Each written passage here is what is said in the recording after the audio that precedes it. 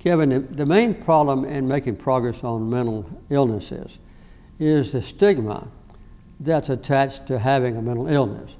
And we know that about a fourth of all the people in America, for instance, will suffer from a mental illness, depression or something like that. But quite often families are reluctant to have their loved ones go to a psychiatrist or to seek help because it's kind of an embarrassment to admit that you have a mental illness. And we've seen also in television and movies, quite often they misrepresent what mental illness does.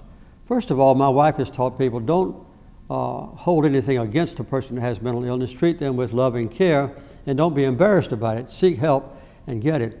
And secondly, make sure that you realize that a mental illness quite often is a physical problem with the brain.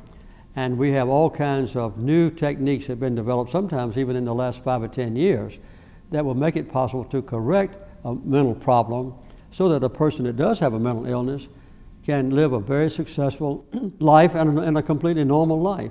And Rosalynn has even found out with some of the most advanced scientists in the subject that you can prevent mental illness by certain activities when a child, for instance, is quite young, with early detection of a possibility and treatment of that child in a very simple way that will let that child live a normal life, whereas if they weren't treated, they might develop into a more serious problem in the future. So the point is that many scientific and medical discoveries now have made it very advisable to treat everybody that has mental illness very early as possible and not be ashamed if you have to go to mental treatment or if someone in your family has a mental problem.